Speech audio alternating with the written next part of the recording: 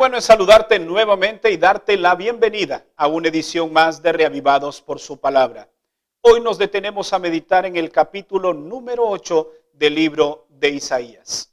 Desde niño escuché muchas predicaciones con relación a la ley de Dios. Pero sabes que hay muchas palabras que no recuerdo. Pero sí hay una imagen que todavía guardo en mi mente. Y es al pie de una montaña. Había una piedra labrada con las tablas de los mandamientos de Dios dibujada con una inscripción que decía: las escribió con su dedo y nadie las podrá borrar. En el capítulo de hoy también se nos menciona un mensaje que fue escrito en una tabla. Es un mensaje para aquel entonces, pero también con implicaciones para nuestros días. Veamos cuáles son las lecciones que nos deja el mensaje de este día. Notemos lo que dicen los versículos 1 y 2. Me dijo Jehová: toma una tabla grande y escribe en ella con letras legibles tocante a Maher-Salal-Hasbaz. Y junté conmigo por testigo fiel al sacerdote Urías y también a Zacarías. Este era un mensaje de reprensión para el pueblo de Dios. Si recordamos en el capítulo anterior, Acaz había llevado al pueblo a una decadencia espiritual. Y a través de este pueblo, Dios quería demostrar su soberanía y el poder sobre todas las naciones. La expresión, escribe en ella con letras legibles, según Calvino, denota para cualquier rango ordinario, y el significado es que ni siquiera la persona ignorante, que no tenga mucha educación, podría entender perfectamente estas palabras. Este sin duda era un mensaje para todo público y también es un mensaje para nuestros días. ¿Y sabes qué? Es importante que hoy abramos nuestro corazón y podamos también atesorar el mensaje que está contenido en esta tabla. ¿Cuál es ese mensaje? En primer lugar, el versículo 6 nos dice: por cuanto desechó este pueblo las aguas de Siloé. La pequeña corriente de Siloé era una corriente que nacía desde el monte Sión al lado sureste de Jerusalén. Fluía tan suavemente como el aceite, sin ningún murmullo. La existencia y continuación de Jerusalén dependía de este arroyo. Pero ¿sabes qué? El pueblo lo despreció. No se contentó con lo que Dios le había dado. Y ese es el primer mensaje que Dios nos quiere dar en esta hora. Debemos apreciar lo que Dios nos ha dado. Debemos aprender a valorar lo que Dios nos dio y sobre todo a no anhelar más de lo que está bajo el parámetro contemplado en la providencia divina. El segundo mensaje lo encontramos en el verso 11. Porque Jehová me dijo de esta manera, con mano fuerte, y me enseñó que no caminase por camino de este pueblo. Isaías y toda la gente de Judá estaban tentados a ceder al miedo y al pánico, conociendo la peligrosa situación en la que se encontraban en ese momento. Dios les ordenó a no seguir los caminos de los demás. También nos hace la misma invitación a no transitar por los caminos que no sean aquellos que Dios nos muestre, mucho menos por el camino del temor cuando Dios está con nosotros. El tercer mensaje lo encontramos en el verso 13.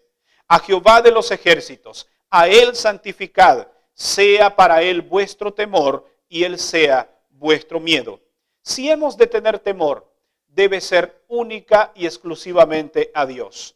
No hay nada por qué temer cuando tenemos la seguridad que Dios está de nuestro lado. Recordemos que temor es sinónimo de obediencia, pero es obediencia basada en el amor y no el miedo que experimenta el ser humano. El cuarto mensaje lo encontramos en el versículo 16. Ata el testimonio y sella la ley entre mis discípulos. El verbo atar denota cercanía permanente. Todo verdadero discípulo debe atar, debe permanecer en la palabra de Dios, según San Juan capítulo 8, versículo 31. Y hacer sobre todo de esa palabra algo inherente a su vida, algo que sea permanente, una meditación constante en ella. El quinto mensaje lo encontramos en el versículo 19. ¿No consultará el pueblo a su Dios? ¿Consultará a los muertos por los vivos? ¿Sabes que esta práctica de consultar a los muertos era algo muy normal entre los pueblos paganos en aquel entonces? Al parecer muchos del pueblo de Dios también se habían volcado a consultar a los muertos y de esta manera violaban el mandato divino: no consultaréis a los muertos, que encontramos en Deuteronomio capítulo 18, versículo 11. Debemos tener mucho cuidado con esto en nuestros días, porque el espiritismo se encuentra en todo lugar. Y finalmente, el mensaje lo encontramos en el verso 20, a la ley y al testimonio. Si no dijeren conforme a esto, es porque aún no les ha amanecido.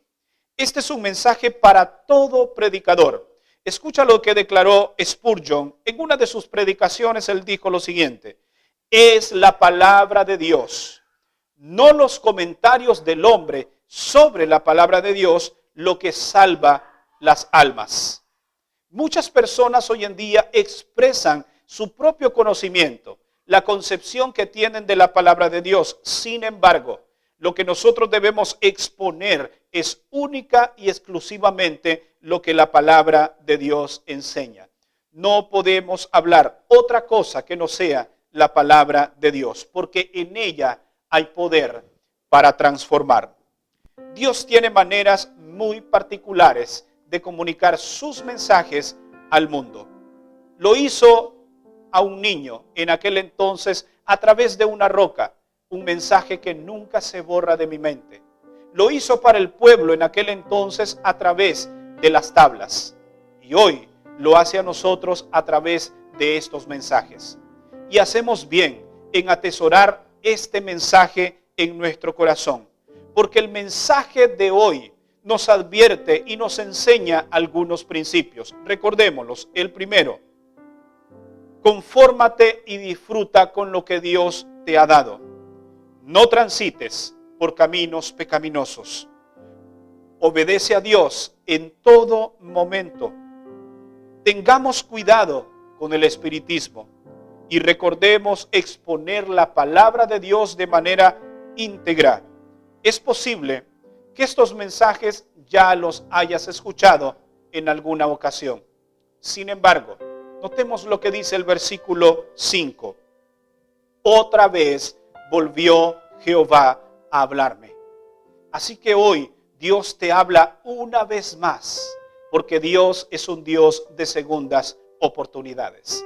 Y todos los consejos que hoy hemos escuchado, escúchalos nuevamente. Pero no solamente seas oidor, sino también hacedor de su palabra. ¿Te gustaría hoy recibir estos consejos y atesorarlos en tu corazón? Entonces te invito a que en este momento inclines tu rostro y me acompañes en oración. Padre nuestro que estás en los cielos, gracias te damos porque tú tienes maneras peculiares de comunicarte con nosotros. Hoy lo has hecho a través de este mensaje y nos has dado lecciones valiosas para nuestra vida. Ayúdanos por favor a atesorarlas en nuestro corazón y no permitas que estas palabras pasen por alto, que sobre todo las podamos poner en práctica. En el nombre de Jesús oramos. Amén. Gracias por habernos acompañado en el tema de hoy. Recuerda que mañana tenemos nuevamente una cita en una edición más de Reavivados por su palabra. Y así seguir creciendo juntos en el conocimiento de la verdad. Que Dios te bendiga.